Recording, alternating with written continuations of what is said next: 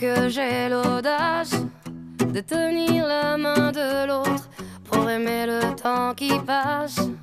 Dans tout ce que je fais, la rage et l'amour s'embrassent. Qu'elle soit mienne ou qu'elle soit vôtre, la vie nous dépasse. Que vendrá, yo escribo mi camino sin pensar, dónde acabará. Que vendrá, yo escribo mi camino. Si me pierdo es que ya me he encontrado y sé que debo continuar.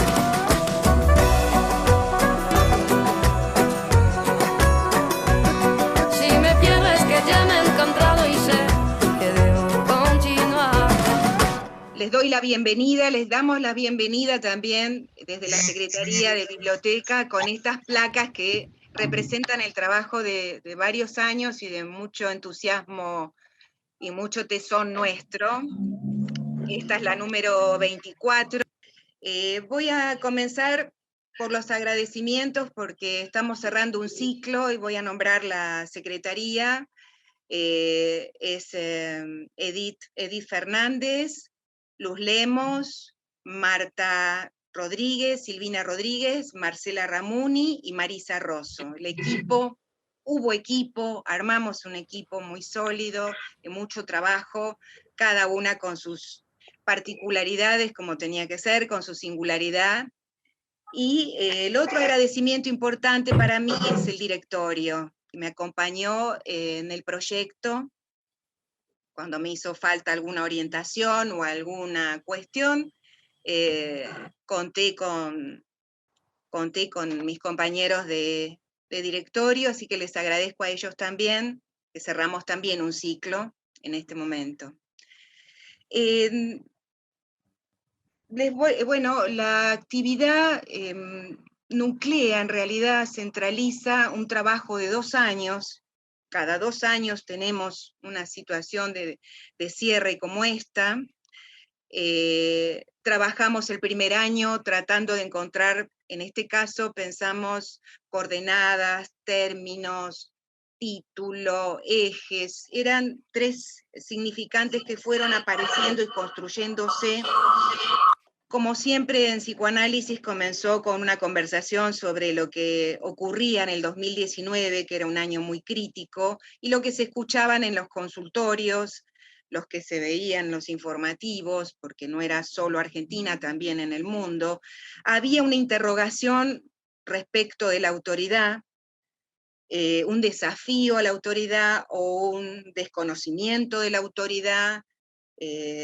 Había determinadas particularidades que interrogaban la función de la autoridad. En la escuela se trabajó muchas veces de distintas formas. Hay clases, hay una bibliografía importante.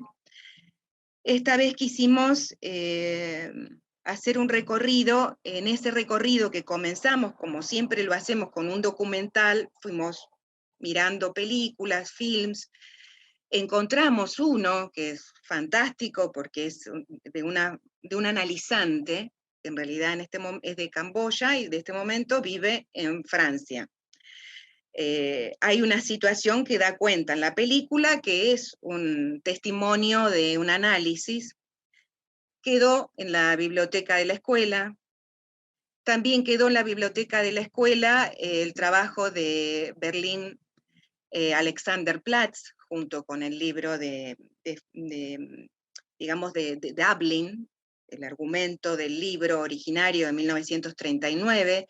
Es decir, habíamos hecho un trabajo de relevamiento importante durante el 2019, miramos muchas películas y claro, nos fuimos dando cuenta en ese trayecto que el término de totalitarismo, autoritarismo, se había consolidado en el siglo XX. Por más que esto tenía una antecedencia incluso lexical y de lenguaje, había algo que ocurría y había señalado y marcado con las 2 guerras mundiales, con el nazismo, una construcción y una interrogación respecto del término. Entonces ya íbamos por el segundo término, y la referencia a nuestro discurso es la autorización de uno mismo y con algunos otros. Esto fuimos trabajándolo con Nomi Sirota, que nos acompañó en la orientación discursiva. Fue una construcción, pasamos hasta el momento de, miren lo que ocurrió, ¿no? En ese momento veíamos hasta un desfile de modelos de Japón, donde hacían su pasarela con mascarillas. En 2019 no existía la pandemia. Bueno, tuvimos como ciertos fenómenos así de discursivos, de acontecimientos fílmicos, y bueno, muchos autores, mucha filosofía, mucha sociología, antropología, la interrogación es amplia. Y yo solo para cerrar en este punto, porque la revista da cuenta de esa investigación, cada autor ha tomado una línea, yo voy a hacer solo un recorte pequeño, que lo trabajamos en su momento con Marcela Ramón y Silvina Rodríguez. Yo me quedé como para decir algo cortito respecto de Koyev, la noción de la noción de autoridad, porque en realidad cada uno tiene una particularidad con el artículo, si es el ensayo de Hannah Arendt, qué es la autoridad, y otro es qué es autoridad. Esta es la noción de autoridad. Y en ese momento Koyev había nacido en Rusia, se formó en Alemania, estaba en Francia, se suma a la resistencia francesa, el nazismo avanza y toma Francia, y en ese momento él constituye el trabajo de la noción de autoridad.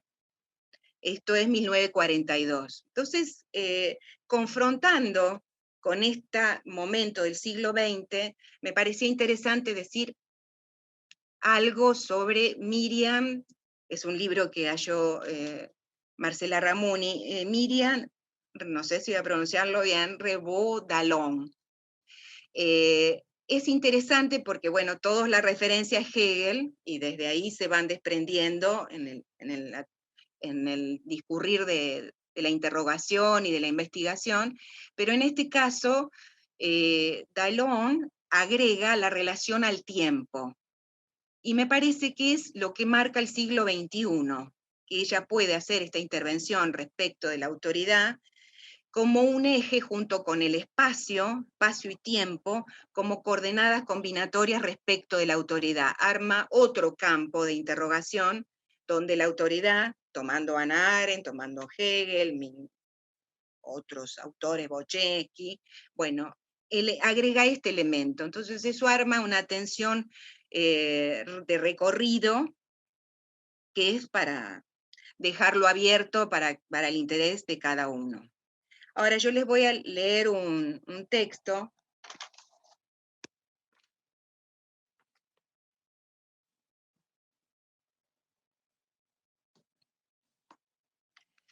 Les voy a leer algo. La autoridad deviene en todo caso de ese gesto, ese movimiento que permite que la cadena significante circule y que por ello se arme un saber, el saber inconsciente. Más el filo candente del sujeto, efecto de la cadena significante se desencadena, como efecto se autoriza, los otros y por él mismo en su experiencia en transferencia. La autoridad creada en las lenguas muertas de un mundo antiguo que era plano, limitado, se diluye. Siendo revolución la única palabra nueva, ¿ha dado una respuesta ese nuevo concepto? En un amplio espectro, el de la debilidad o de las poderosas identificaciones al estilo de la ley del corazón, se destaca el alma bella que remite al narcisismo freudiano, narcisismo de los cautivos del amor a sí mismo, que expresa la pasión de la unidad. Hablamos de la autoridad como fundada en el deseo de reconocimiento, y de ninguna autoridad como terror. Y del amor En lo que se refiere a la autoridad como principio, no se supone que un principio tal existe en el discurso analítico. Sin embargo, hay una cierta interpretación de autoridad en el uso que hacemos a partir de Lacan, del término autorización. La autorización es un procedimiento con la palabra, mientras que el poder es mudo y se muestra. Sin procesos de autorización, el poder queda en su faz o mágica o religiosa, funcionando como una sugestión. La modernidad se opaca cuando desconoce su anterioridad, se hace practicidad utilitaria. Si no hay trayecto, enlaces y nuevos anudamientos, no habrá producción ni invención. Ahí no se hablará de ausencia de autoridad, sino de vacío de poder. Abrir nuevos sentidos, los que trae el pensamiento filosófico, reconfigura una autoridad no ya de un sujeto con poder, sino de un lugar que se asume por responsabilidad ante la transmisión. El amo moderno es el capital. Lacan dice del discurso capitalista que es algo locamente astuto, pero destinado a estallar, algo que se consuma tan bien que se consume. Es decir, que no produce lazo social, sino que se disuelve, sino que lo disuelve. La mentira es necesaria para separarse de la omnipotencia del otro materno. El otro está en falta, algo no sabe, pero para esta mentira sea operativa, es necesario que haya una verdad con autoridad simbólica, a la cual, oponiéndose, sirva como referencia. No solo se trata de analizar, sino el hecho de dar lugar a que siempre pueda existir esta otra posibilidad, que haya otra cosa. Me refiero con otra cosa no en el sentido de la sospecha, sino que haya un lugar donde sea posible un vacío. El imposible es renegado una y otra vez, hasta que se nos presenta en un real que siempre nos vuelve a detener. Si la escuela encuentra en el análisis el real en que se funda, la nominación de los analistas en el dispositivo del pase, no podría sino hallar su cimiento en esa experiencia, es decir, en la relación de cada uno a su inconsciente.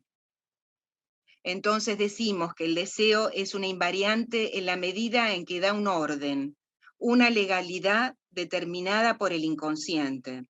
Y en ese orden se juega una orden como carta obligada, con la que hay de jugar el juego, que se repetirá en transferencia.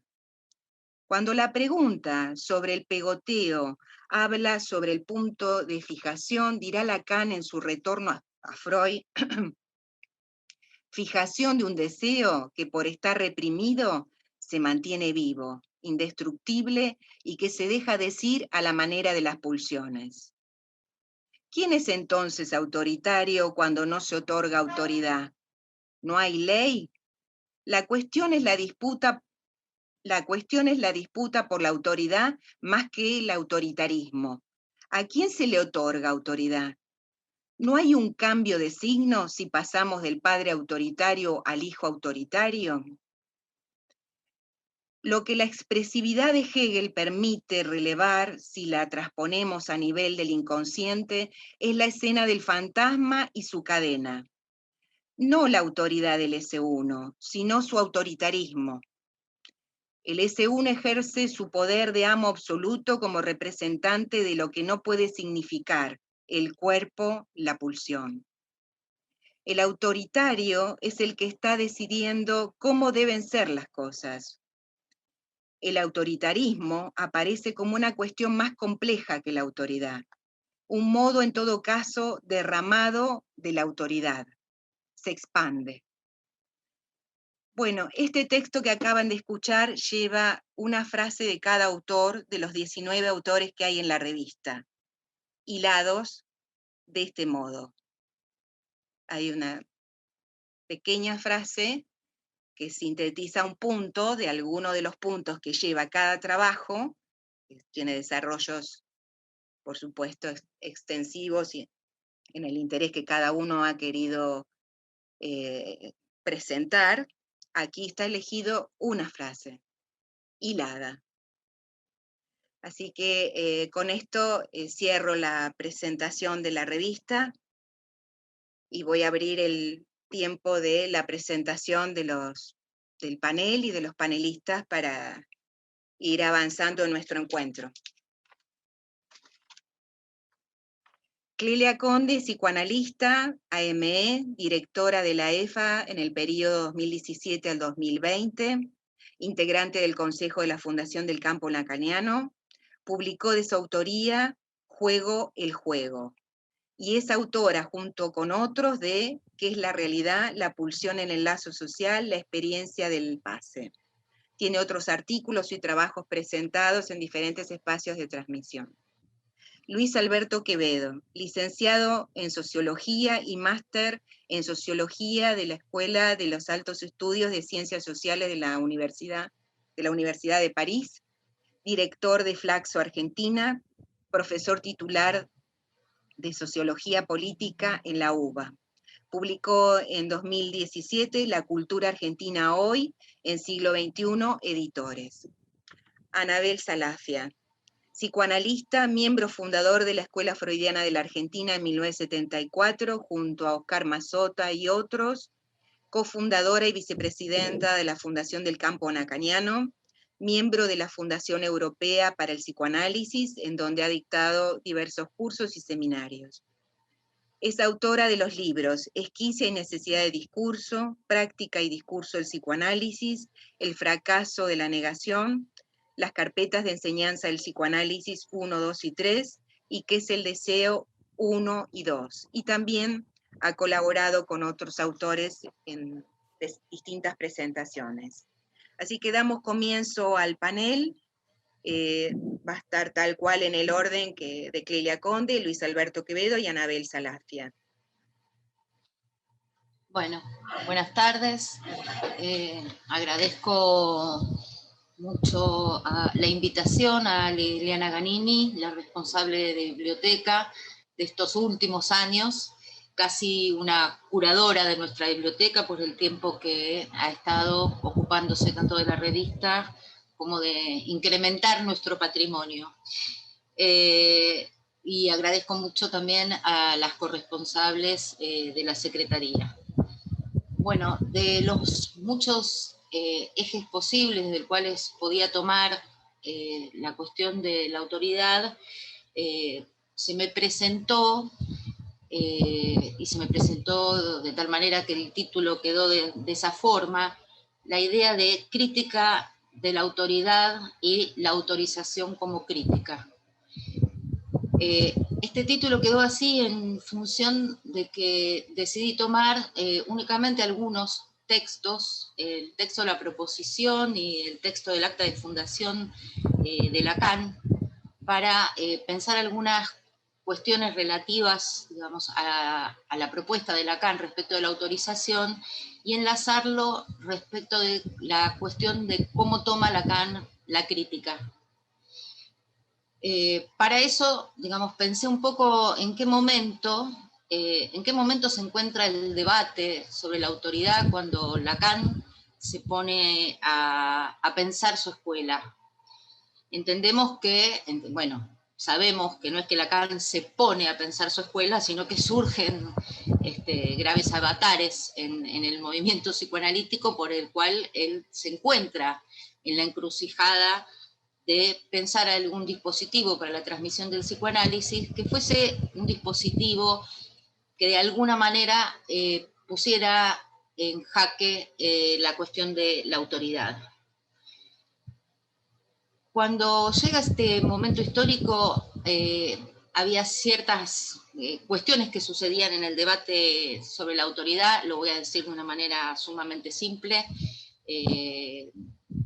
referidas, digamos, a cómo había quedado una cierta situación respecto de pensar la autoridad desligada de la verdad, vamos a decir así, ¿no? Es decir, a partir del movimiento que va propulsando Smith, quedan como digamos, dos posibilidades de las cuales la verdad queda de alguna manera desligada, y a mí me parece interesante pensar que hay cierta, digamos, cierta vecindad que sucede, no solamente por lo que Lacan recibe de la noción de autoridad por la lectura de Koyev, sino que también hay cierta vecindad en la crítica que hace Leo Strauss respecto de la autoridad. Lo que me pareció interesante, a pesar de que Leo Strauss es un autor, bueno, que tiene sus cosas, pero que yo admiro mucho,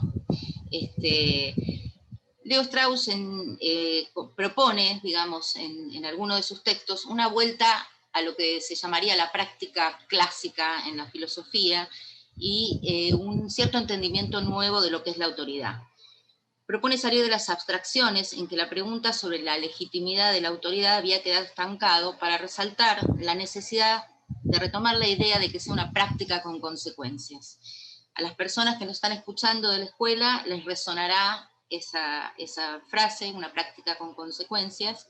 Es un seminario dictado por Norberto Ferreira y Anabel Salafia. Una práctica con consecuencias en el sentido, a la manera en que Sócrates compromete su cuerpo en el sostén de la filosofía. Y da algunas pautas para pensar la autoridad como algo en donde se ponga en juego el cuerpo, tanto para quien ejerce la autoridad como para quien se encuentra siguiendo algunas autoridades, alguna cuestión en relación a la autoridad. Para llegar a Lacan tomé este autor porque los une ese fundamento. Cualquier pensamiento o instrumentación de la autoridad tiene que tocar algo del cuerpo. Si no, la autoridad se encubre por la jerarquía en los laberintos de la burocratización, y lo que hace a la autoridad queda sin fuerza, estancado en una aplicación. La aplicación de reglas, de normas, algo que podemos endilgarle al otro, algo que podemos reducir a soy obligado a únicamente, y que termina siempre o puede derivar en prácticas de autoritarismo. Strauss lee en la historia de esta noción cierto movimiento pendular en el derecho que va de la omnipotencia de la autoridad a la impotencia de la autoridad en base a un estancamiento que se produce por la noción de voluntad general. Digamos, en estos dos aspectos podemos tener de un lado lo que sería una aplicación al estilo aplicación de la autoridad, como sería para Schmitt o Kelsen, y del otro lado podríamos tener todo lo que es a la autorización, a la lo instituyente de la autoridad, que podríamos encontrar en Benjamin o en Nietzsche.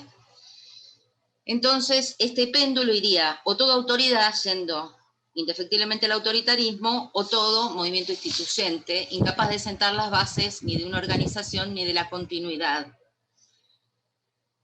Lacan entonces está en este medio, en el medio de estos debates, y no solamente en ese medio, sino que estaba punzado por los avatares del movimiento psicoanalítico y la triste epopeya de la asociación psicoanalítica y sus propios sufrimientos como analista al comenzar lo que podemos llamar una lectura crítica de los textos freudianos.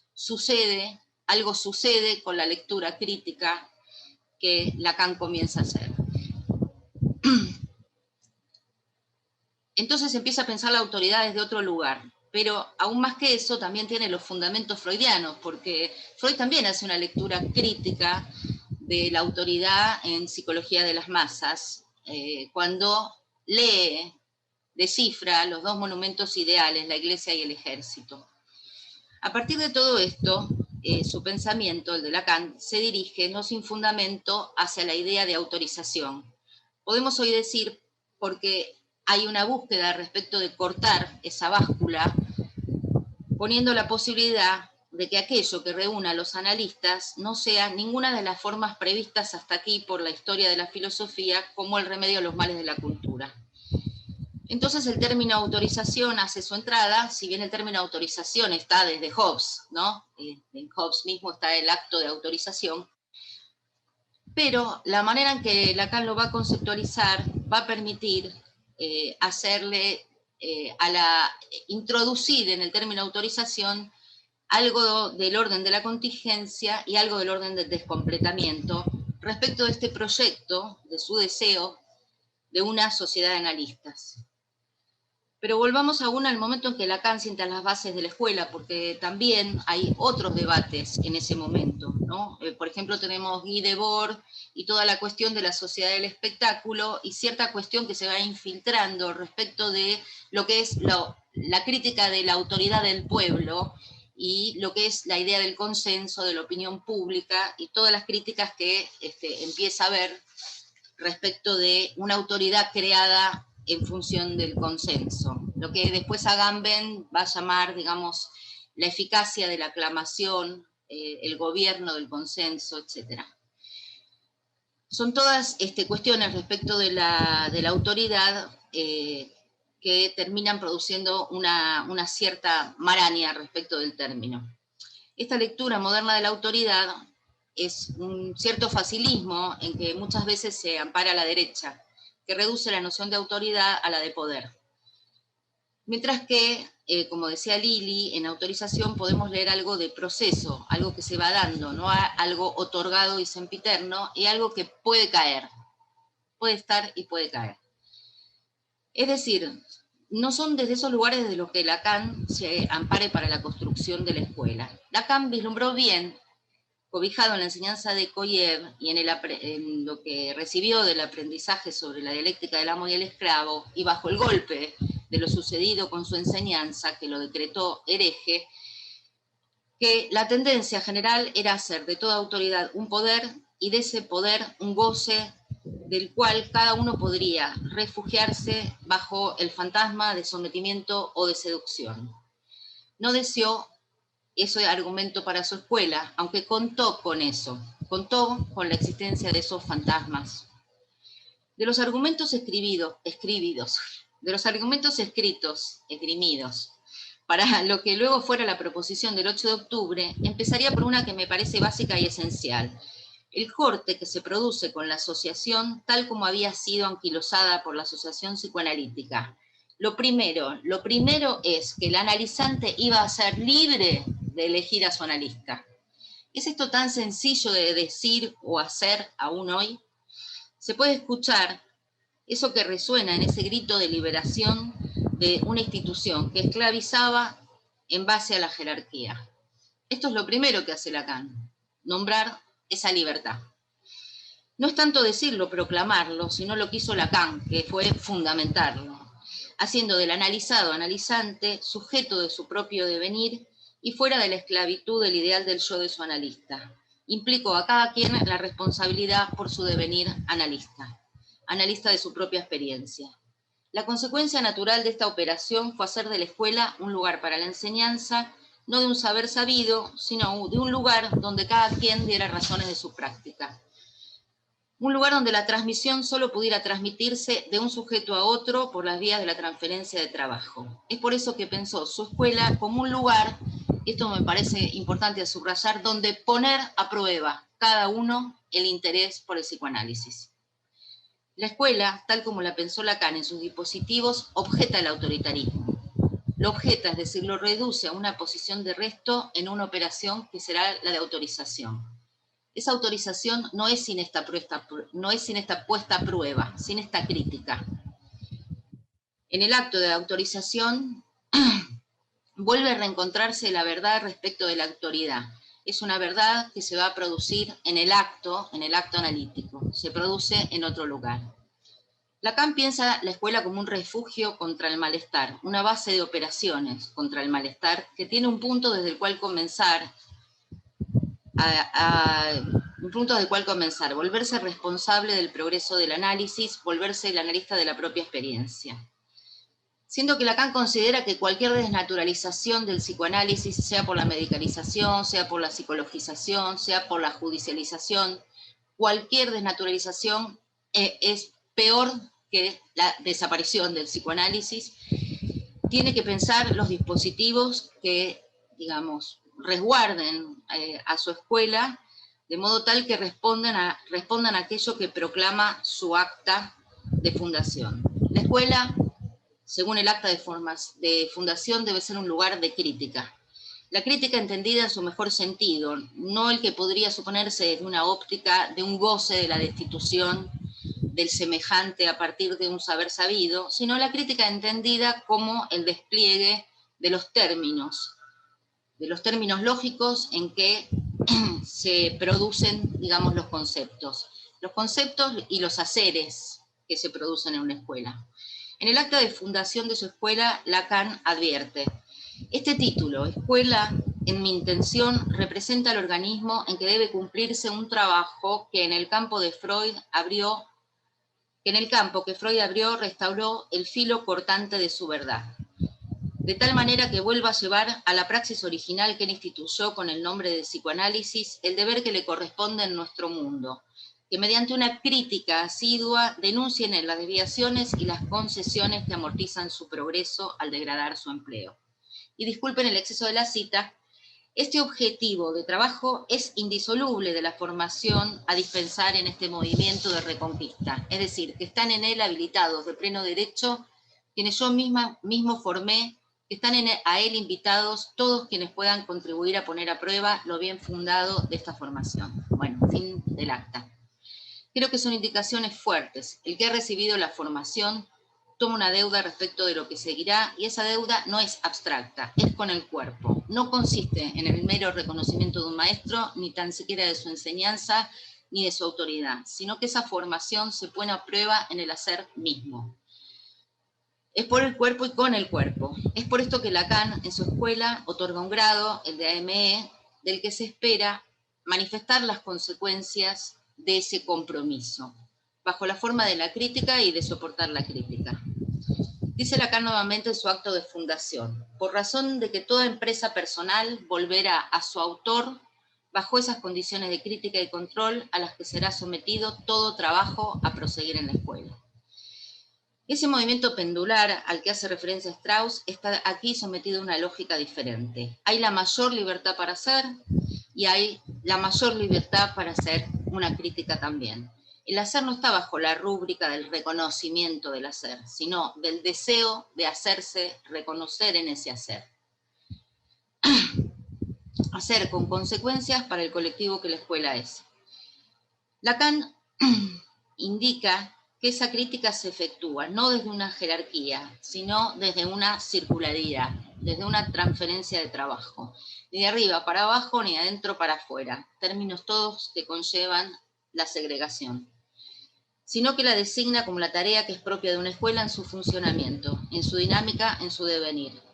La autorización es un procedimiento con la palabra, a diferencia del poder que se muestra y amenaza, implica el decir que sí o no respecto de los lugares que están a disposición. Los grados que Lacan propone, AME, uno debe ser recibido, es decir, se otorga por el trabajo que realiza la Comisión de Garantía, y otro debe ser pedido, atravesando el procedimiento del pase. Tanto pedir como aceptar son operaciones donde la responsabilidad de cada quien está en juego, y su cuerpo.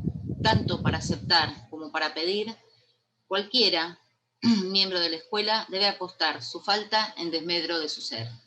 Bueno, muchas gracias.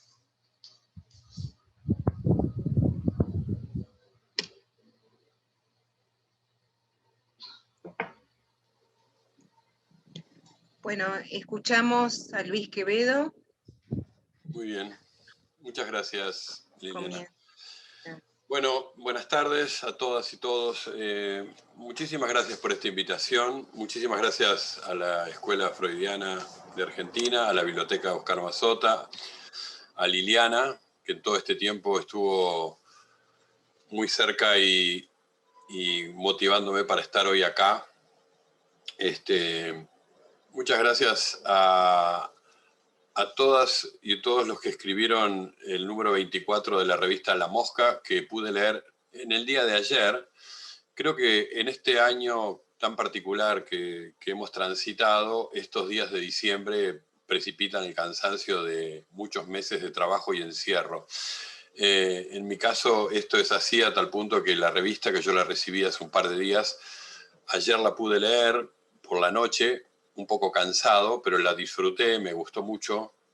La verdad es que soy un agradecido lector y ahí me di cuenta de que había equivocado la aceptación en estar hoy con ustedes. Me parece que no tengo mucho para decir, pero era tarde para arrepentirse. Liliana no lo iba a aceptar, así que acá estoy. Y pensé en que yo trabajo desde las ciencias sociales, yo soy sociólogo, trabajo en la Universidad de Buenos Aires en una cátedra que se llama Sociología Política y que se podría llamar Filosofía Política. Y pensé que estos conceptos que ustedes han elegido, que son tan importantes en la tradición de las ciencias sociales, aprendí mucho leyendo la revista La Mosca, número 24, lo entrecruzado que están con el pensamiento del psicoanálisis, de Freud, de Lacan y de muchos otros autores que en las ciencias sociales también están presentes, como Koyev, Hannah Arendt, que yo voy a referirme a algo ahora. Lévi-Strauss es un clásico también de esto, y Leo Strauss, que recién lo nombró Clelia también. Bueno, hay una serie de parentescos ahí, ¿no? Pero yo decía, ¿y qué puedo aportar yo desde las ciencias sociales? Entonces pensé en solamente sumar a este debate 3 momentos. 1, el momento romano. 2, el momento fundante de la libertad y de la autoridad y del nuevo pensamiento político en la modernidad, que es el siglo XVII, XVIII, que es el contractualismo. Y después una pequeña reflexión tomando a Hannah Arendt, que está muy citada y muy trabajada por ustedes en los textos que pude leer, y que me pareció que podía hacer ahí una breve introducción desde las ciencias sociales, de cómo leemos nosotros a Hannah Arendt. Yo debo confesar que soy un gran lector de Hannah Arendt, de casi toda su obra, y en la UBA, en la cátedra, venimos trabajando hace muchos años la obra de Hannah Arendt. Creo que es de esas obras a las cuales hay que volver siempre y que traen siempre novedades, ¿no? Y me gustó mucho la lectura que en la revista hay de Hannah Arendt y los parentescos que ahí se establecen, ¿no? Bueno, con respecto a elegir Roma, es porque en realidad creo que el concepto de autoridad, empezando por ahí, y que lo remite a Hannah Arendt también, tiene su impronta en Roma, porque ahí se hace una distinción que va a acompañar después a la filosofía política por muchos siglos, que es esta distinción, esta diferenciación entre poder y autoridad, entre potestas y autoritas, ¿no? Y esa distinción es una distinción muy clásica en la filosofía política, porque supone que por un lado está la cuestión del poder, que en Roma además, según el periodo, pero estaban los cónsules como representantes del pueblo, después el emperador como representante directo del pueblo, etc. Y separar de eso la autoritas, que en realidad se depositaba en el Senado. Esto venía de la tradición republicana de Roma, pero Roma se concibió con esta separación, ¿no? Roma era el Senado y el pueblo de Roma, ¿no? Miraba en mi biblioteca que cuando vamos a Roma a veces compramos esto, que quiere decir Roma, en realidad, ¿no? Que es Senado y pueblo de Roma. Esto es, Arendt diría, ahí está toda la tradición de Roma, ¿no? Cuando ellos dicen Roma es eso, es que es la tradición del poder del pueblo, porque este símbolo que retomó la ciudad de Roma, hoy es el símbolo de la ciudad de Roma, es un símbolo que viene de la construcción republicana de Roma, antes del imperio, digamos, y que construye esta separación, esta desimbricación entre poder y autoridad, colocando a la autoridad como un poder otro, ¿no? O sea, como un poder cualitativamente diferente de la potestad, ¿no? Porque la autoridad se vincula desde el origen con el reconocimiento que no puede ser impuesto o forzado, ¿no? Una tradición que le va a interesar mucho a los clásicos de la modernidad, pero sobre todo a a Hannah Arendt. Y la raíz semántica de autoritas se vincula con el verbo augere, que quiere decir hacer crecer, ¿no? Expandir, ¿no? El aumentum de Roma supone la expansión de su grandeza, o sea que hay un momento fundacional, con mito de fundación incluido, y una expansión de la grandeza de Roma, ¿no? A partir de una tradición. Es lo que Clelia dijo que hace Liliana con la biblioteca, ¿no? Incrementa el patrimonio y la tradición de esa biblioteca. Bueno, ese es el aumentum, ese sería orgullo de los romanos. Esa manera de ver la política en la modernidad se quiebra con el concepto de revolución, que es el que toma Hannah Arendt. Ahora en un ratito vuelvo a Hannah Arendt, pero que es la idea del recomienzo, ¿no? Hannah Arendt dice, la revolución en la modernidad es un concepto que supone puntuar la historia y recomenzarla. Hacer una cosa que es romper todas las tradiciones, lo que hizo la Revolución Francesa, ¿no? Rompió todas las tradiciones. Empieza de cero, cuenta distinto, es el año cero. Cuenta además con otros nombres, nombra distinto a los meses, renombra a la gente, a las personas, ¿no? Esa es una tradición no romana, diría Hannah Arendt, ¿no? Sin embargo, para Hannah Arendt es el gran hecho fundante de la modernidad, ¿no? La revolución. Ahora, vuelvo a Roma para decir que esta idea de que un poder debería estar con estas dos partes, ¿no? Un poder ideal debería estar revestido de autoritas, ¿no? Y quería traer la historia muy cortita de un emperador, del primer emperador y el de más larga trayectoria en el Imperio Romano, que fue Augustus, que en realidad se llamaba Octavio, y que toma el nombre de Augustus, que viene de ahí, del que aumentum, ¿no? El que engrandece Roma. Cambia de nombre por esa raíz de la autoritas, aumentum. Augustus toma ese nombre, ¿saben? Ahora, ese señor Augustus hace una operación que es muy romana también, que después de autoinvestirse en emperador, el primer gran emperador, además fue emperador más de 30 años, le pide permiso al Senado para asumir todas las funciones públicas. No sé si está bien decirlo, pero diría, era un emperador castrado, porque ¿cómo un emperador que tiene toda la suma del poder público le va a pedir al Senado autorización, y ahí aparece la palabra autorización, para ejercerlas? Entonces está incompleto, digamos, ¿no? Hay algo de ese emperador que queda incompleto. Bueno, eso Roma lo transmite en realidad en la modernidad, y el poder y autoridad quedan ahí plantados en esta tradición, ¿no? Ahora voy a cometer el crimen de saltearme 15 siglos de filosofía política y voy a llegar al siglo XVII, que es donde aparece un nuevo tipo de pensamiento, que es el pensamiento justnaturalista, que es en realidad el que da inicio a la modernidad política. ¿Por qué le llamamos que ese pensamiento da inicio a la modernidad política? Porque es el punto de inflexión donde muchos autores, Hobbes, Locke, Baudin, Grocio, después Rousseau, etc., van a pensar básicamente otra cosa, que es van a dar una respuesta nueva a cuál es el fundamento de la autoridad política legítima. Eso es lo que, como dicen ellos, autoridades políticas hay muchas, pero la autoridad política legítima. ¿De dónde proviene la legitimidad de la autoridad política? Y ahí inventan algo que es la modernidad pura, que es la creación de que el hombre tiene un cuerpo biológico acompañado de un cuerpo jurídico. Que el hombre es portador de derechos. Que Dios creó a esta criatura humana con un cuerpo material, pero además lo creó como portador de derechos. O sea, hay una escisión ahí de dos cuerpos, ¿no? Que en realidad son el que le van a dar fundamento a cualquier autoridad política legítima. El hombre presta el consentimiento para la creación de una autoridad política legítima. Bueno, en Hobbes la gran preocupación era cómo crear una autoridad política legítima donde potestas y autoritas, lo que los romanos habían separado, unirlo. Y decir, no, si yo separo esto, lo debilito al poder.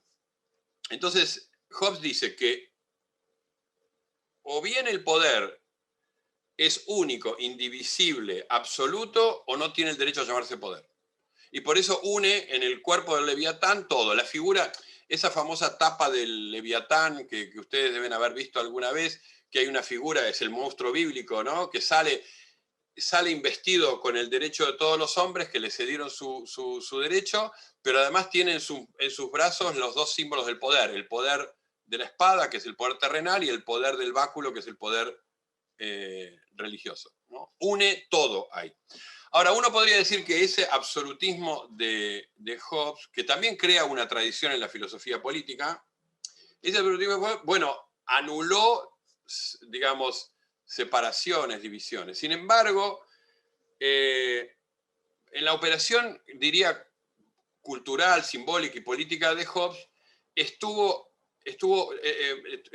una raíz histórica. Él lo que vio es que la monarquía de su época, él es contemporáneo de la gran revolución inglesa, de la década del 40, de 1648, 49, etc., cuando decapitan a un rey, él dice, bueno, a Carlos I lo decapitan porque en realidad Carlos I aceptó que existía otra institución, que era el Parlamento, que tenía derecho a autorizarlo o desautorizarlo. Entonces él dice, esto no funciona así, y por lo tanto es Hobbes el que piensa en la modernidad la idea de que en realidad hay que pensar la autorización, pero de otra manera. Y entonces, ¿cómo la piensa? La piensa con la siguiente operación teórico-política, que es, en el momento en que se produce el contrato, el pacto para Hobbes, los ciudadanos ceden todos sus derechos. Es un pacto de unión y de sumisión, pero además los ciudadanos pasan a ser súbditos del Leviatán, de la figura que se crea del Estado, digamos, pasan a ser súbditos, pero autorizan en ese acto al Estado a realizar todas las acciones que correspondan para sostener el orden, que es la principal demanda, y la paz, que es la principal demanda también. El orden y la paz es eso el mandato que tienen que tener el Leviatán, digamos.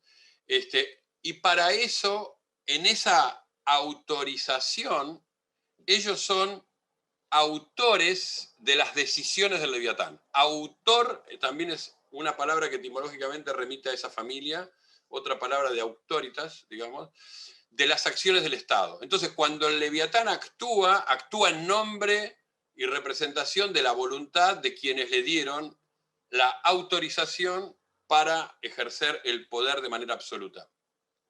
Esta operación fue claramente explicada, sobre todo en el libro de Quive, del Ciudadano, que hizo Hobbes antes, donde lo que le preocupa es que no quede algo afuera. ¿Puede no quedar algo afuera? Bueno, yo diría que en Hobbes hay dos cosas que quedan afuera. La primera es que Hobbes, a diferencia de otros autores contractualistas, de Rousseau, por ejemplo, en el mundo de las ciencias sociales siempre decimos que Hobbes pasó a la historia como el padre del autoritarismo, pero que Rousseau es mucho más autoritario que Hobbes. Porque Hobbes dejó un grado de libertad en los hombres de dos tipos. Dijo, todo lo que la ley no prohíbe está autorizado a hacerse. Entonces hay una libertad del individuo que se llama en la tradición de la filosofía política libertad negativa. Y la segunda cosa que dice es, lo que piensen los individuos de mí, dice el Leviatán, no me interesa. Cosa que a Hobbes le quita de encima la idea de que se tiene que ocupar de la conciencia de sus ciudadanos. Rousseau, en cambio, quiere ciudadanos virtuosos y ciudadanos que asuman al bien común como lo deseable. O sea, quiere ciudadanos que además sean, en su conciencia, súbditos de la ley. Y lo que hace Hobbes es esta separación que por allí salió también en lo que dijo Clelia, que dice esta famosa frase que en la filosofía política es muy tradicional, que es la autoridad y no la verdad la que hace la ley. Bueno, separa la verdad, como decía Clelia efectivamente, y pone a la autoridad. Esta es la parte que le interesó, y Clelia lo decía muy bien, a Carl Schmitt en el siglo XX, digamos, que es separar a la verdad y decir, bueno, el que que se instituye como la autoridad hace la ley. Es eso. Y no está remitido a nada externo que podría ser una verdad. Y Hobbes deja entonces ahí una tradición que también está muy presente en la filosofía política contemporánea, está presente en el siglo XX y en el XXI, ¿no? Y aún en los debates políticos actuales está muy presente Hobbes, ¿no? Somos mucho más hobbesianos de lo que estamos dispuestos a aceptar, pero Hobbes dejó una tradición muy fuerte y muy presente hoy. Y quiero terminar esto con Hannah Arendt porque en Hannah Arendt el tema de la autoridad le importa mucho y lo toma en muchos momentos de su obra. En realidad el tema de la autoridad se vincula con muchos conceptos de Hannah Arendt que son centrales en su obra, como la idea de poder, la idea de acción, el tema de la violencia. La gran preocupación de Hannah Arendt es cómo producir legitimidad política y el funcionamiento, para ella, republicano, sin el ejercicio de la violencia, porque ese es el desafío, en definitiva. En Hannah Arendt está relacionado con la soberanía, con la ley, con la fundación de la libertad, con la memoria, con la historia, con el concepto de revolución, etc. Es muy importante en la historia de Hannah Arendt. Y me gustó el artículo de Edith Fernández, me gustaron todos los artículos, y si están acá los autoras, felicito a todos y todas, aprendí mucho y agradezco mucho.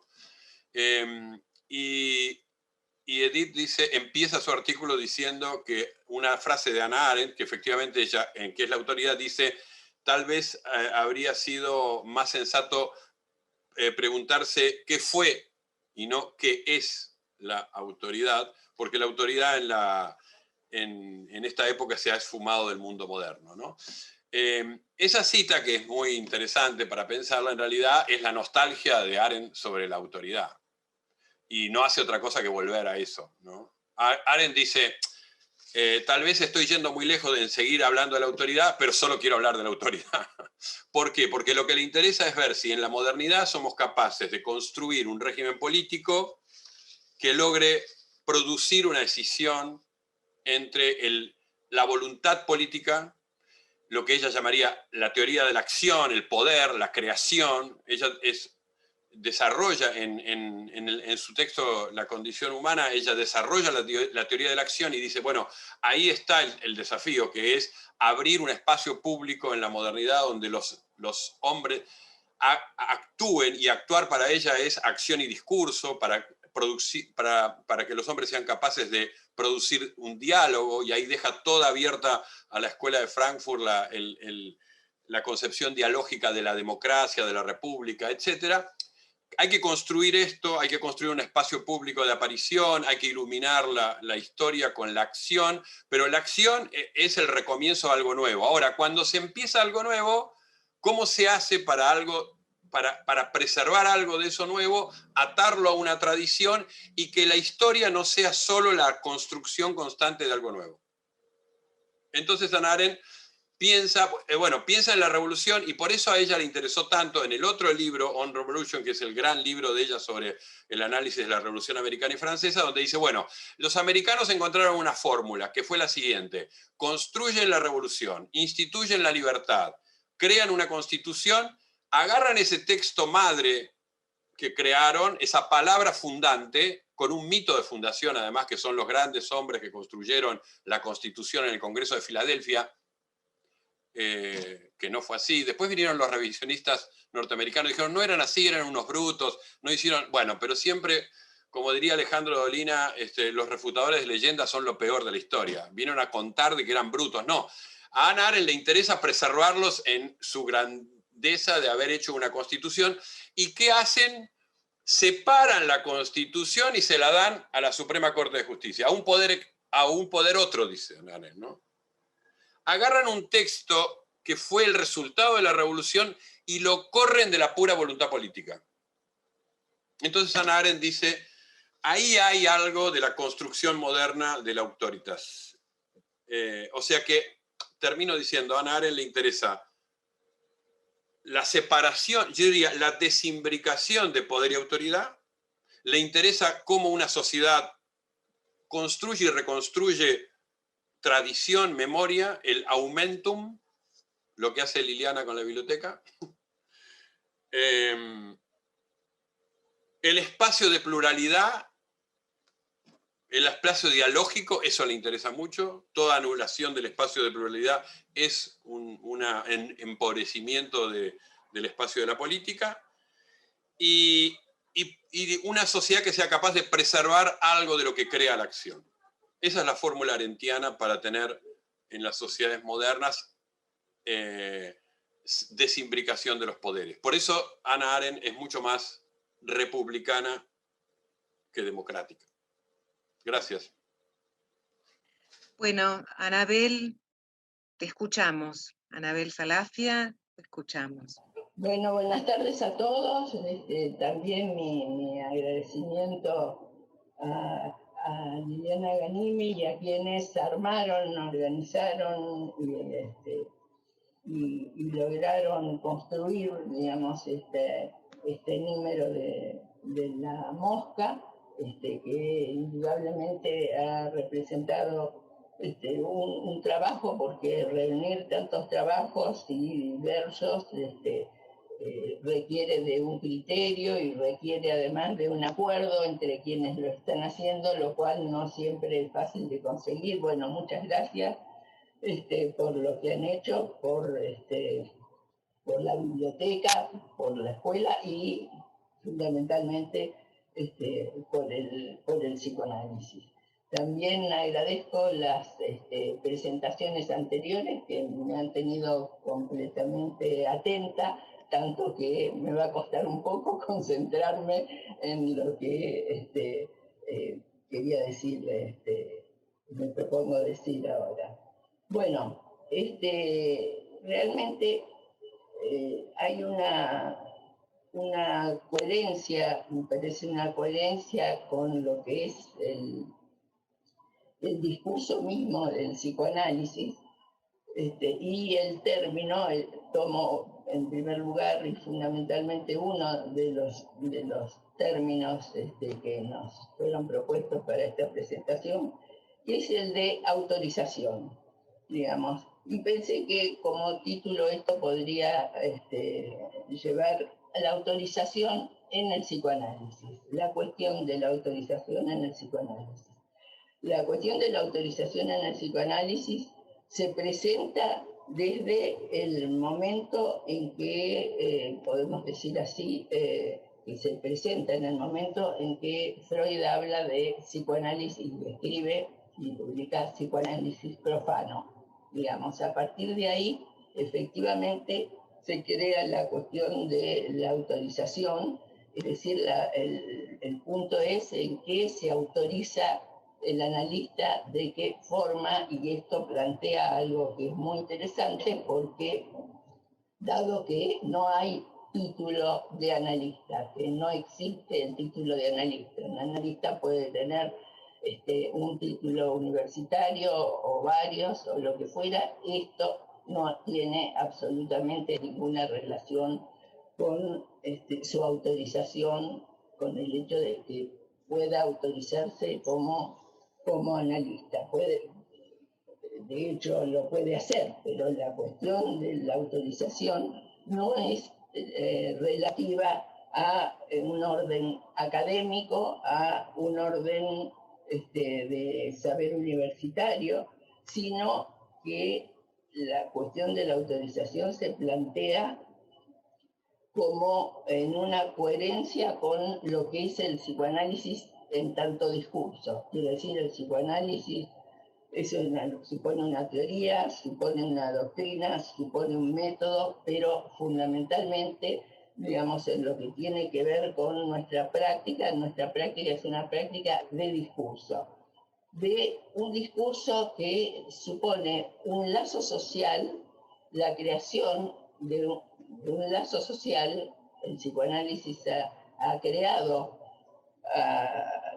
de algún modo ha descubierto, pero sobre todo ha creado un lazo social que puede analizarse a sí mismo, un lazo social que va a dar razones de lo que está en juego cuando se trata de hablar.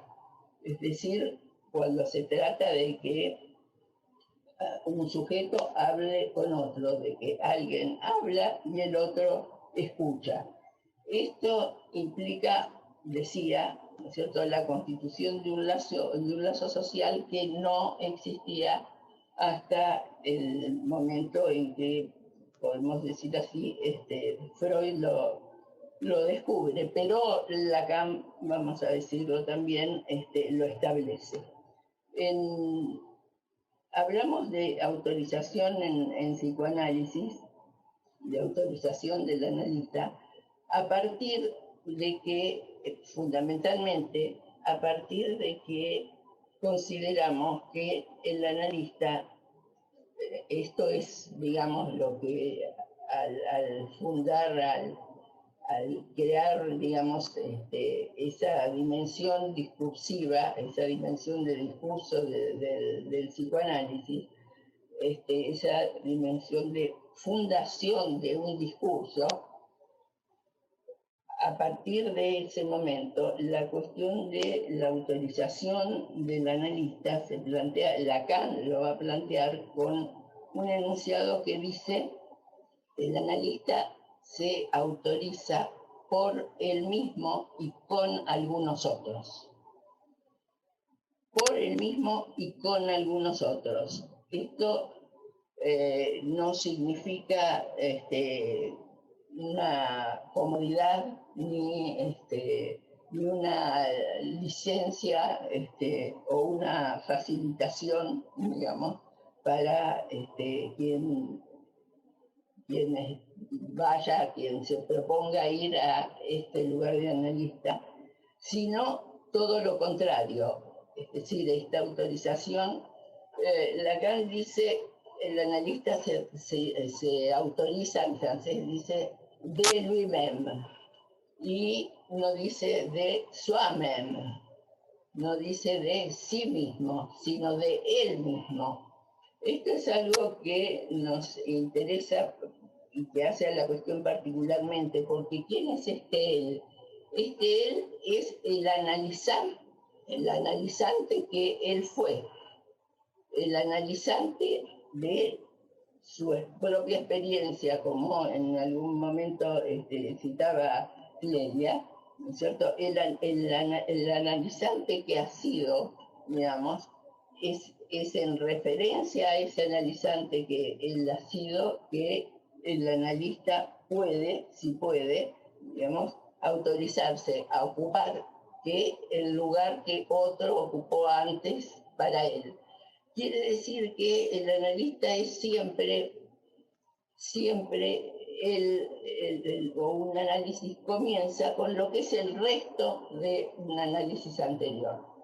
Y no hay en este sentido algo que pueda denominarse un principio. Un principio es un principio, en todo caso, a partir de un resto. Por lo tanto, no hay en esto algo que podamos considerar como digo, un comienzo. En este sentido, el analista se autoriza de él mismo. Ahora bien, digamos, por supuesto, digamos, esto significa que una concepción absolutamente diferente de lo que es el análisis en términos de la internacional psicoanalítica. Absolutamente diferente, quiere decir, no se pensaría, digamos, considera que el analista pueda autorizarse, digamos, en su propio análisis, en su propia posición de analizante, en su propia posición de analizante que ha cuestionado lo que llamamos el sujeto supuesto saber, lo que Lacan llamó el sujeto supuesto saber. Supuesto saber. Es interesante también tener en cuenta que si bien el analista va a este lugar del sujeto supuesto saber, el saber está siempre del lado del analizante. Y ahora digamos, otra forma o otra cuestión respecto de la autorización, es la que nos indica que es el analizante el que hace al analista. Es el analizante el que hace al analista. El propio inconsciente de un sujeto ha creado con anterioridad un lugar para lo que llamamos el analista. Esto es básicamente el fundamento del descubrimiento de Freud. Freud no descubre simplemente, bueno, esto no es simple, pero únicamente el inconsciente, sino un inconsciente, digamos, el inconsciente en tanto espera, constituye por sí mismo el lugar, la necesidad, el lugar del analista, el lugar de la interpretación, pero el lugar del analista. Es decir, podría decirse que el inconsciente, a causa de su estructura de lenguaje, crea este lugar. Por eso Lacan titula uno de sus escritos Posición del inconsciente y no posición del analista, porque la del analista es una disposición a la escucha, y una disposición a la escucha supone entonces una autorización que le viene de quien le ha solicitado ser escuchado. Es decir, que el analista puede intervenir en relación a lo que es el decir del analizante, y justamente el decir del analizante y no respecto de lo que es su vida.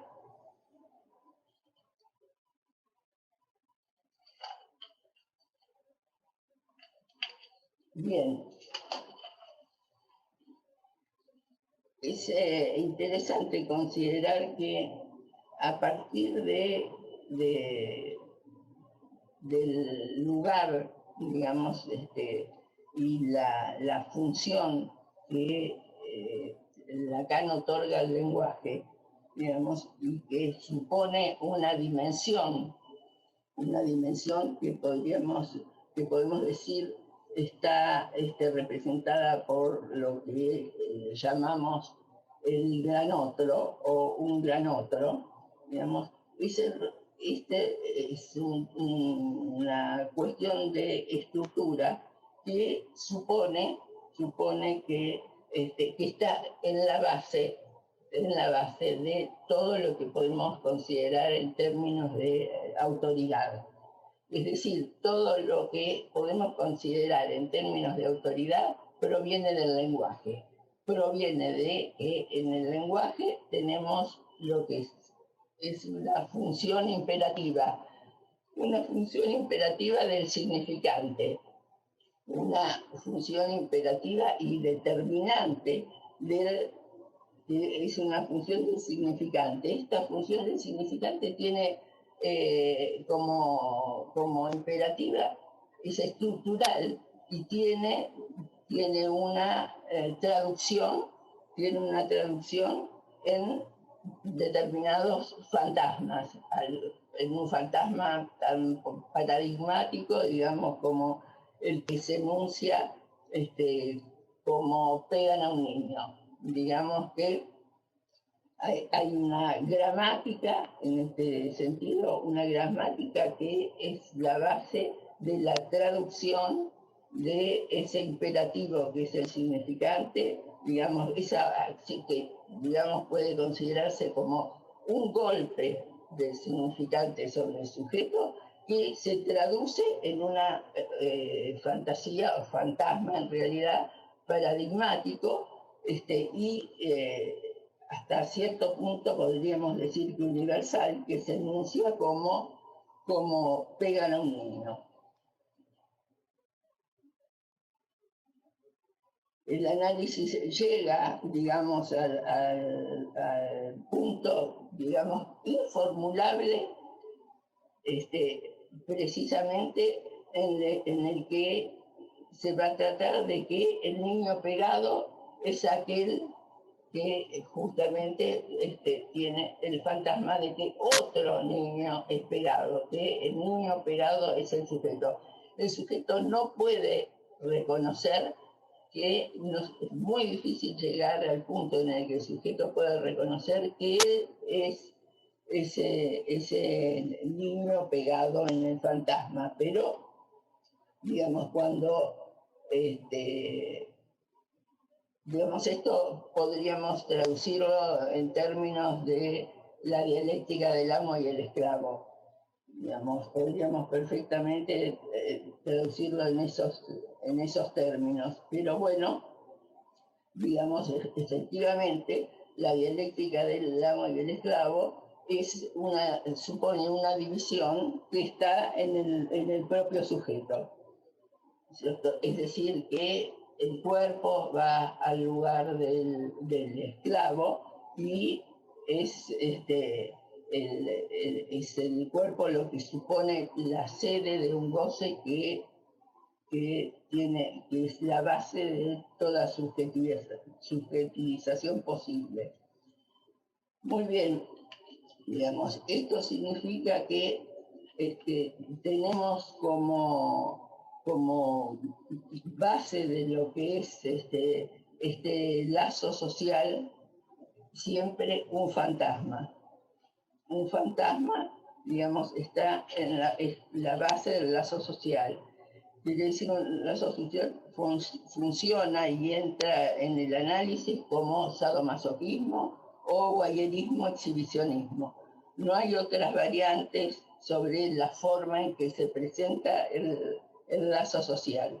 Es decir, la relación del sujeto con el otro está dada en términos funcionales. Los términos funcionales en que está dada son los términos de fantasma. Cuando decimos que el análisis es una nueva forma de lazo social capaz de analizarse a sí mismo, lo decimos por esto.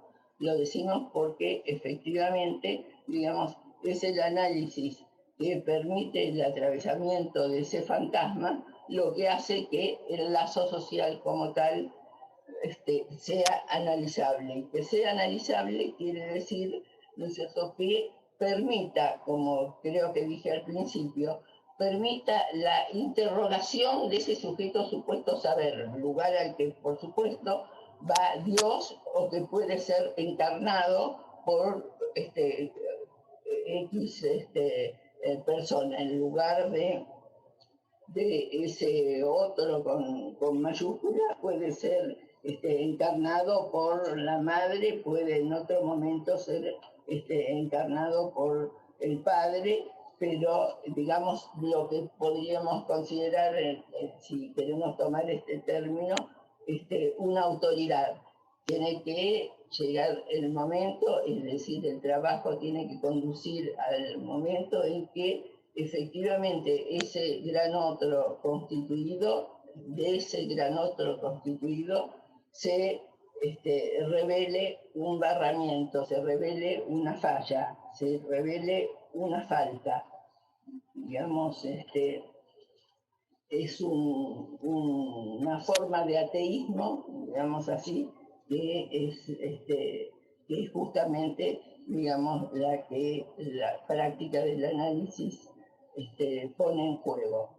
Decía que, para terminar, que el analista se autoriza por él mismo y por algunos otros, y debo decir que esto no va sin otra, digamos, fórmula en este sentido, digamos, que se refiere a la autorización sexual.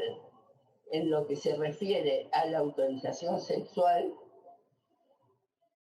ocurre lo mismo. La autorización sexual, dice Lacan, la autorización sexual, el sujeto se autoriza sexualmente en cuanto a su sexualidad en relación al sexo que él dice pertenecer. En relación al sexo que él dice pertenecer. Él puede decir pertenecer a lo que es un travesti. Él puede, si puede, autorizarse, esta es la cuestión, si puede autorizarse a sostenerse en esa posición, digamos, esto es un interrogante, digamos, pero la autorización no podría venirle de otro. Este es el punto. El analista no es alguien nombrado para, digamos, como podría tratarse cuando se ponen en juego las profesiones. No hay profesión del psicoanalista, no es en rigor, digamos, más allá de las cuestiones de orden legal y jurídico, como quiera que se lo considere, el analista no es un profesional. Por la misma razón por la que digo que no puede ser autorizado más que a partir del mismo, y que pueda autorizarse a partir de él mismo, de ese él, no de sí mismo, sino de ese él que representa una terceridad, digamos, respecto de una distancia, digamos, en relación con lo que, por supuesto, no solo es del orden de su yo, sino con lo que es del orden del ser. El psicoanalista no es, desde el punto de vista, digamos, ontológico, ¿no es cierto? No soy psicoanalista. El psicoanalista es analista, pues, prefiero el término de analista, hace mucho tiempo que debería haber desaparecido el psi de la psicología respecto de el término con el que nombramos al analista. El analista no es, como decía, no es, no puede recibir, digamos, su autorización de otro. Puede ser reconocido por otro como analista, y eso forma parte del, ¿no? Se autoriza por él mismo y por otros, digamos, por algunos otros. Es decir, algunos otros que evidentemente, ¿no es cierto?, encuentran en él, digamos, o reconocen en él una relación a una experiencia analítica y, por supuesto, hay cuestiones que tienen que ver con la formación. Hay efectivamente un saber del analista, pero este saber del analista, que es su sabido de algo que proviene de su análisis, del análisis que él hizo como analizante, y decimos analizante y no analizado, porque la posición del analista, del analizante, es de trabajo respecto de lo que aparece como su saber inconsciente. Este saber que le atribuye al analista es su propio saber inconsciente, por lo cual el análisis va a terminar en el momento en que efectivamente el sujeto realice que el saber, el juego, es el suyo propio. Y a esto se le llama la caída del sujeto supuesto saber. Ese es el resto a partir del cual, eventualmente, por supuesto, ¿no es cierto?, no todo sujeto que hace un análisis va a, ni mucho menos, va a ocupar luego el lugar del analista. Es bastante, una interrogación bastante aguda la que hace Lacan cuando dice qué es lo que lleva a alguien a querer ocupar ese lugar, digamos, que no necesariamente es un lugar gratificante, ni mucho menos, digamos, que necesariamente es algo que tiene que ver con un imposible. ¿No es cierto? Educar, gobernar y analizar son los tres imposibles que Freud había nombrado. Bueno, muy bien, ¿qué es el deseo del analista? ¿Qué es lo que hace, digamos, que no es lo mismo que lo que el analista desea? Que es algo que se le impone, digamos, digamos, en relación a proceso que vine tratando de mostrar hasta ahora. El deseo del analista debe integrar algo que es lo que Lacan llamó el objeto A. ¿Qué es el objeto A? El objeto A es algo que está en el lugar de los objetos pulsionales. La voz, la mirada, las heces, el pecho, esos objetos son los sustitutos del gran otro. El sujeto no tiene al gran otro, con el gran otro, una relación nunca directa, sino, digamos, lo que tiene en relación con el gran otro lo tiene a través de los objetos pulsionales, esos 4 objetos pulsionales, digamos, que son el fundamento de lo que tiene, de la condición, de la posibilidad del análisis del fantasma tal como lo nombré antes. Y entonces el objeto llamado objeto A es el objeto, es un invento, es un objeto que no es tal, es una letra, es la escritura para indicar que cualquiera de los objetos viene al lugar de un vacío de lo que es en verdad una falta de objeto. Una falta de objeto, un objeto, digamos, que es una falta de objeto a la cual vienen estos objetos a tapar de alguna manera. Es decir, que por último, digamos, el analista es quien va al lugar de ese objeto, que puede ser cualquiera de los que mencioné, al lugar de ese objeto, y es con ese objeto que el analizante puede llevar a cabo su análisis. Muy bien, esto es lo que puedo decir respecto de la autorización en el psicoanálisis,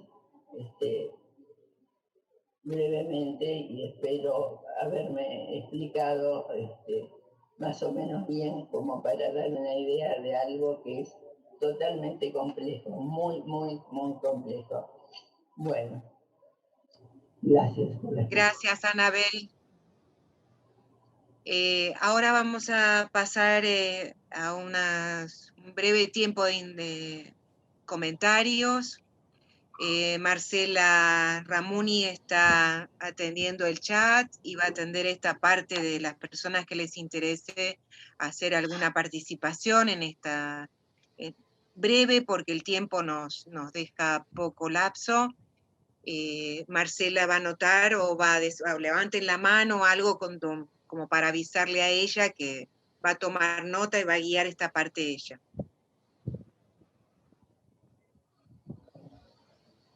Hola, en principio, buenas tardes. Muchas gracias a los panelistas por las exposiciones. Y en principio va a haber un tiempo para que haya una interlocución entre ellos y después los que quieran hacer comentarios o alguna pregunta, por favor anótense en el chat, sean breves, porque así podemos dar lugar a la mayor cantidad de intervenciones. Bueno, si los panelistas quieren comenzar a hablar, Me parece que vayamos directamente a los comentarios porque estamos con poquito tiempo, ¿no? No sé qué piensan ustedes. Igual después se arma el diálogo siempre, ¿no? Bueno. Claro. Bueno, esperemos a ver si empiezan a anotarse. ¿Quién quiere tomar la palabra? También entre ustedes son comentarios en el panel, sí, también comentarios que pueden hacerse entre los trabajos si tienen alguna inquietud.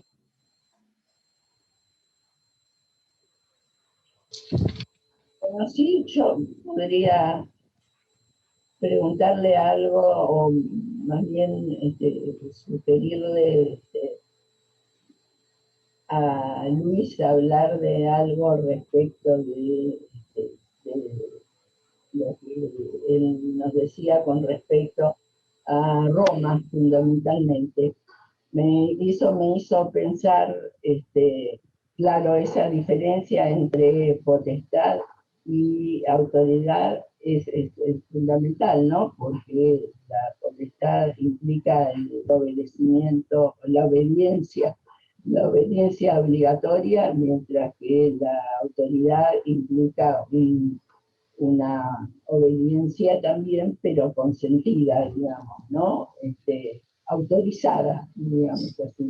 Y el lugar del padre en Roma, entonces, ¿no? Cuando hablamos de autoridad, hoy no hablamos, hablando de psicoanálisis, no hablamos de autoridad, no hablamos de lo que tiene que ver con la función del padre, ¿no? Eso sería otro desarrollo, pero por eso me parecía interesante preguntarle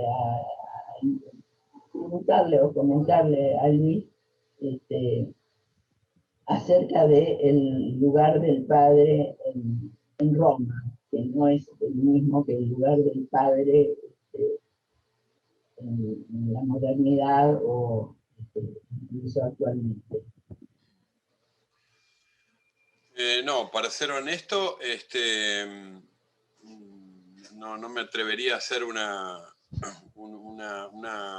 respuesta específica sobre ese tema, pero digo, por el lugar del padre, porque yo no investigué tanto eso, pero sí el tema de la autoridad del padre, tanto en Grecia como en Roma, dejaron un legado en la filosofía política que es un legado de continuidad entre el concepto de autoridad paterna y del pater family, digamos, de esa autoridad que devenía de allí la autoridad en la política.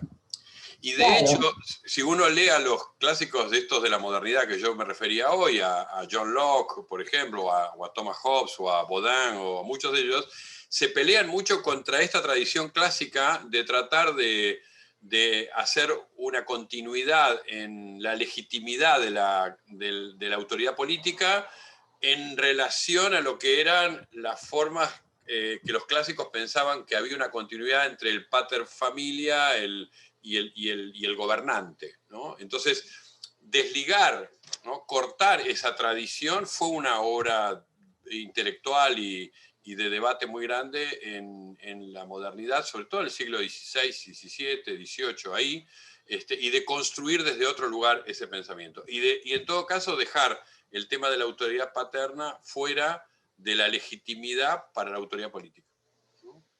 Eso me parece que es muy claro en Grecia y en Roma, y cómo los clásicos modernos tratan de romper eso. Sí, pero por ejemplo hay algo interesante porque en determinado momento, y lugar no recuerdo dónde, Leo Strauss dice, allí donde alguien dice, tú eres mi padre, comienza la política. Perdón, ¿cómo es la frase? Perdón. Donde alguien dice, tú eres mi padre, tú eres mi padre, comienza la política. Sí. O sea que eso siempre me pareció muy interesante porque Sí. es una cuestión como se trata de desligar y hay algo Sí. que retorna, digamos, Sí. ¿no? Sale por la puerta, entra por la ventana y es muy difícil Sí. desligar. Sí. Bueno, estamos, exactamente, Anabel, exactamente. Me gusta eso porque efectivamente Leo Strauss bueno, Leo Strauss es un moderno, no, pero es un gran lector de esa tradición. claro. Y en realidad en esa frase lo que está es una demanda de autoridad, ¿no? Lo que está presente ahí es una demanda de padre, pero de autoridad, digamos, ¿no? Yo creo que ahí Leo Strauss lo usa más en el sentido de que hay un momento en Roma en la cual el pueblo demanda una dictadura. Es muy raro, pero en el momento de la República, ¿no? No es tan raro, no. No es raro para nada. En la tradición romana parecía que los romanos inventaron el imperio de la república, de la ley, etcétera, y de repente la voluntad del pueblo, esa voluntad que es el potestas, el poder, dice, reclamamos una dictadura, ¿no? Entonces uno dice, bueno... Es el sadomasoquismo que hablaba Anabel, ¿no? Digamos, es modernidad pura, podría decir uno, ¿no? Digamos, eso no es Roma, es modernidad pura. Entonces Leo Strauss creo que toma algo de eso en el sentido de la demanda de autoridad, ¿no? Y en eso en nuestras sociedades... Bueno, de hecho, este seminario que se llama autoridad, autoritarismo, autorización, no hablamos mucho, yo no hablé mucho de autoritarismo, que es un concepto en la teoría política distinto, más complejo me parece a mí, que sobre todo en el siglo XX tuvo mucho desarrollo en América Latina con los autoritarismos, y que una de las cosas que se hizo fue la operación conceptual, que yo coincido, en no confundir totalitarismo y autoritarismo. Hannah Arendt, por ejemplo, en totalitarismo es muy, muy precisa cuando define el totalitarismo en dos momentos de los regímenes históricos de la posguerra, de la entreguerra, que es en el nazismo y en el stalinismo. Lo define en un periodo y lo define como lo que Claude Lefort llama la imbricación de las esferas del saber, del poder y del derecho, y dice es ahí donde se produce la aparición del egócrata y del pueblo uno, etc. Es esa experiencia histórica. No se puede decirle totalitarismo a cualquier cosa. Y entonces después aparece en América Latina la otra conceptualización, que es la del autoritarismo. Por ejemplo, Guillermo O'Donnell, un gran pensador argentino y que pensó mucho en los regímenes de América Latina, la forma estatal del autoritarismo con consenso, ¿no? Con producción de consenso, que ustedes también refieren en los artículos que yo leí, muy interesantes, sobre cómo se produce el consenso. No solo cómo se produce sentido común y cómo se produce opinión pública, cómo se construye consenso, digamos, ¿no? Y entonces ahí aparece el autoritarismo como demanda, que es lo que ustedes recién también referían, ¿no? Entonces, ahí es una demanda de padre, no sé. Claro, sí. Es una demanda, sí, de padre, una demanda de padre, amo. Amo, de autoridad, sí. Claro. Alguien cita por ahí a Etienne de Lavoisier, que efectivamente tiene un texto maravilloso sobre la servidumbre voluntaria, ¿no? Sí, Cecilia Goroyer. Alguien lo mencionó por ahí. El discurso sobre la servidumbre voluntaria. Efectivamente. Bueno, porque en realidad sí, hay, digamos, una servidumbre voluntaria, una posición de servidumbre voluntaria contra la que todo sujeto lucha, ¿no? Podemos darnos cuenta de eso, más allá de que se pida o no se pida un amo, el sujeto lucha con una llamémosle, vocación de servidumbre voluntaria. Y es más, se puede pensar, el sujeto llega a pensar que la servidumbre voluntaria es la mayor libertad posible, porque si tengo un amo, no soy responsable de nada. Tengo, en ese sentido, digamos, la mayor libertad porque no tengo responsabilidad. Todo lo que tengo que hacer es obedecer. No tengo nada que pensar ni nada que decidir, ¿no? Anabel, en esa hay otra tradición que está muy bien para complementar lo que decís, digo, que es la tradición moderna, que yo creo que la inaugura el siglo XIX y sobre todo Marx, pero que es la tradición emancipatoria. Es decir, la gran preocupación de Marx es la emancipación del hombre, ¿no? Como preocupación filosófica, teórica, etc. Es la emancipación de todas las servidumbres, ¿no? Bueno, para Marx tiene un anclaje en lo económico y en la infraestructura económica, pero la verdad que él piensa en la emancipación de la religión, la emancipación ideológica, la emancipación de la dominación política, la emancipación económica, etc. La otra gran palabra, el otro gran significante que compite ahí es el de la emancipación, ¿no? Frente a la del servidumbre, ¿no? Y hay unos comentarios del chat, me parece que, ¿no? Marcela, hay unos comentarios. Sí, ahí estaba la discusión. Iba a complementar esto solo diciendo, hay una frase muy enigmática de Rousseau que pasó a la historia como el padre fundador de una de las tradiciones de la democracia, que es la idea de que había que obligar a los hombres a ser libres. esta es una frase de Rousseau, digo, que es una frase un poco oxímoron, ¿no? Es decir, ¿cómo obligar a los hombres? Es que Rousseau veía también la servidumbre voluntaria y decía, no, hay que construir al hombre, no hubo un proyecto más de construcción del hombre que el de Rousseau, hay que educar a Emilio, a ese soberano de niño, hay que educar al ciudadano de grande para que amen la libertad. Para que hagan lo que quieran. Entonces, hay que educarlos, hay que formatearlos para que hagan lo que quieran. Bueno, vamos a dar lugar a una intervención. Mabel, que no sé el apellido porque no sale, si quieres tomar la palabra. Y luego Noemí Cirota. Mabel, ¿estás por ahí? Mabel Maldonado. Desmuteate, por favor. Sí, ahí figura en el chat dos preguntas mías con respecto a Luis Quevedo y en general a todos, ¿no? También.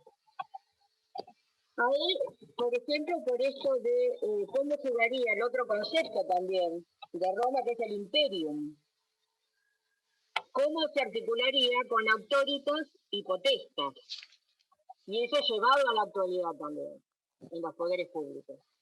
Porque está también la noción de imperium, junto con la de autoritas y la de potestas, ¿no? Ese por un lado era una duda mía.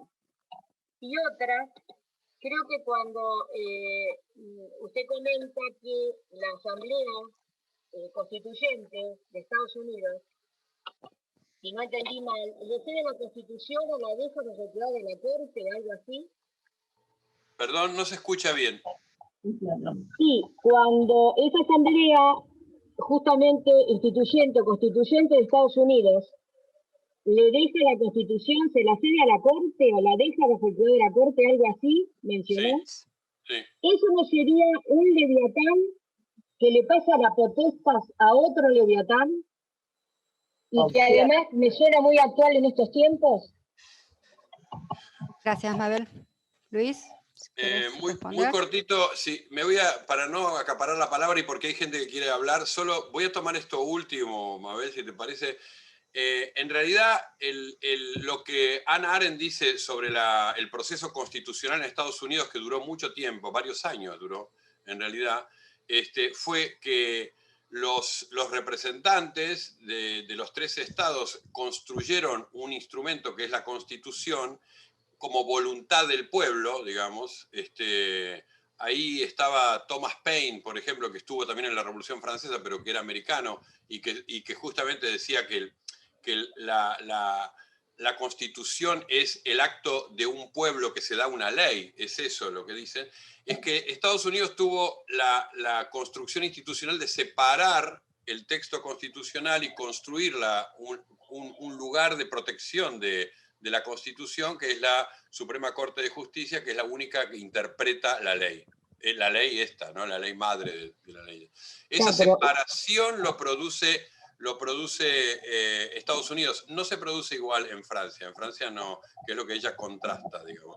Entonces, efectivamente, ahí en realidad lo que para Hannah Arendt es una virtud es la separación de potestas y autoritas, ¿no? Separan dos lugares. Okay. Pero la veo ahí, desde eso que usted comenta, cómo hay un poder, el poder de la Corte, al que le dejan la Constitución, que interprete como una suerte de papa, que es el único que puede interpretar la Biblia. O sea, hay un concepto muy unicentrado. Sí. No sé hasta qué punto hay equidad o interjuego, no lo veo. No, en la Constitución de los Estados Unidos es así. Lo que pasa es que la Corte interviene en Estados Unidos sobre muy pocos temas y muy pocas intervenciones. Lo que ocurrió en Argentina, por ejemplo, que copiamos mucho la Constitución de Estados Unidos, es que creamos una Corte Suprema que trata 2.000 casos por año. En la Corte Suprema de Estados Unidos se tratan solamente 20 casos por año y además es la interpretación de la ley de si es constitucional o no constitucional una ley, un artículo, algo, digamos, que se le pregunta. Acá la Suprema Corte nuestra interviene en la política. Gracias, Mabel. Damos lugar ahora Otra intervención, Noemí Cirota, quería tomar la palabra. Gracias. Bueno, agradecerles las 3 exposiciones y quería volver un poco sobre un pequeño detalle que no es tan pequeño respecto de lo que estaba desarrollando Anabel en el sentido del análisis, ¿no? Digo, a la palabra emancipación que vos incluías, Luis, en el discurso del análisis, digamos, hay otra palabra que podemos incluir y que verdaderamente da un orden completamente distinto, que es el de subversión, pero incluso subvirtiendo el término de subversión, ¿no? En el sentido de la subversión que hace el deseo, ¿no? La posibilidad de autorizarse en lo subversivo del deseo, ya no respecto de la autoridad, sino de ese formateo que obliga, digamos, de esa carta obligada a la que el sujeto padece, digamos, ¿no? De la que el sujeto padece. Eso me parece que es bien interesante para pensar lo que el psicoanálisis podría aportarle a la política. Bueno, esto quería agregar e introducirlo como una cuestión más para debatir, ¿no? O sea, la introducción del deseo como subversivo. ¿Alguien quiere hacer algún comentario o pasamos a otra pregunta de Marta Nardi? Es una discusión muy interesante y quisiera retomar lo que planteó Clelia al comienzo, porque una manera de luchar contra la servidumbre voluntaria, como decía Anabel, es una lucha constante. Me parece que Clelia lo ponía en términos de ejercer la crítica en las instituciones en las que pertenecemos, ¿no? Un poquito más fuerte, Marta. Ejercer la crítica en los lugares donde nosotros pertenecemos, en este caso en la escuela. La crítica, como decía ella, donde uno puede fundamentar la lógica del hacer que está llevando adelante. Es otra manera de sostener el deseo, es otra manera de sostener lo subversivo del deseo. Y me parece que es la manera que los psicoanalistas podemos tener en nuestras instituciones, donde también se juega la servidumbre voluntaria, donde podemos hacer con esto otra cosa. Ya está. Sí, yo quería hacer un comentario porque me dio un poco de risa de mí misma que cuando terminé de escribir el trabajo me di cuenta que, bueno, crítica, la definición de crítica es análisis. O sea, que vuelve, ¿no? Vuelve la burra al trigo o el ganso sigue comiendo bellota, pero digamos, pensar eso es decir la crítica es lo mismo que decir ser el analista de la propia experiencia, ¿no? O las cuestiones que nombraba Anabel, su de él mismo es la crítica, el análisis que uno ha ejercido, no solamente sobre su propio análisis, sino por la relación con los otros en las instituciones.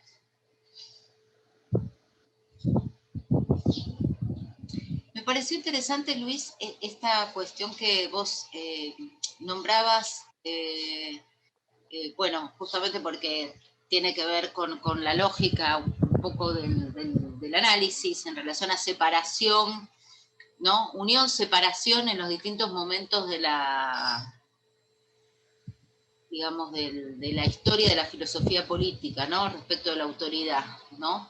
Que eso se separa en algún momento, se vuelve a juntar y se busca otra manera de separar, ¿no? El análisis. En la filosofía política del siglo XX y XXI eso es un gran tema. Yo recién cité a Claude Lefort. Lefort fue un gran pensador del tema de la democracia y de los 3 regímenes, ¿no? De lo que él llamó el ancien régime, el totalitarismo y la democracia. Y justamente a la democracia la definía muy lejos de la tradición norteamericana institucionalista, diría yo, que la democracia es porque se vota o porque, no sé, porque hay parlamento y funciona, no sé. Lefort lo define como la separación de la fuente de legitimidad del poder, la fuente de legitimidad del derecho, en esto toma la tradición arendtiana, y la fuente de legitimidad del saber. Entonces, esa separación, ¿no? De que el saber tenga sus propias fuentes y modos de producirse y de legitimarse, que el derecho tenga también su propia dinámica y que la voluntad popular se ejerza a través del voto, etcétera, pero con otra dinámica, esa separación de esferas es lo que Lefort dice, bueno, ahí funciona una sociedad democrática, ¿no? Ahora, cuando eso se imbrica y se hace uno, eso es un régimen totalitario. Bueno, en el caso del nazismo y del estalinismo, digamos, bueno, Stalin hablaba de la ciencia socialista, del arte socialista, ¿no? De juntar ahí, y el nazismo, y hablar, ¿no? Bueno, Osvaldo Arribas pide intervenir. Vamos con esta última intervención a dar cierre y le voy a ceder después la palabra a Liliana para que dé por finalizada la actividad. Osvaldo. No, lo que quería subrayar algo de lo que había planteado Noemí Sirota, porque me parece que es muy interesante y que hace a un punto muy importante para el psicoanálisis, y es que esta autorización del analista, ¿no? De la que habla Lacan, esta autorización de él mismo, de esta terceridad, ¿no? Es una autorización no de la autoridad. Es una autorizarse, no de la autoridad, sino de la subversión de la autoridad, que es el deseo, ¿no? Esto estaba en lo que decía Noemí Sirota y me parece que esa cuestión es muy, muy, muy importante. Esta cosa medio paradójica de autorizarse de la subversión de la autoridad y no de la autoridad. Eso, nada más. Gracias. Bueno, Sí. ¿Quieren hacer algún comentario? ¿Responderle a Osvaldo? No. ¿Algo? Cerramos aquí, si no. Bueno, les agradecemos a Anabel Salafia, a Clelia Conde y a Luis Alberto Quevedo. En este momento tan especial compartimos, nos despertamos todos, se olvidó el agobio, la pandemia, hubo interés, estamos todos así como pendientes de qué dicen, si la Roma, la Grecia, si Arendt, si la autorización. Bueno, un gusto, yo cierro un ciclo muy importante para mí, los despido, cerramos también el año y también doy augurios a la próxima secretaría que va a comenzar su trabajo. Gracias nuevamente por trabajar con nosotros, Luis, y te esperamos cuando quieras también a contar con vos. Nos desmuteamos para un aplauso para la biblioteca. Nos desmuteamos para un aplauso. Gracias. Vos no aplaudas, Ramuni, vos sos de la biblioteca. Para eso. Hay que festejar. Muy bien. Gracias por lo que escribieron, por estar acá, por acompañarnos. Saben que es con nosotros y esto lo tenemos muy presente en la escuela. Gracias, Luis, nuevamente. Un gusto, feliz año. Gracias. Mejor 2021. Hasta la próxima. Hasta la próxima.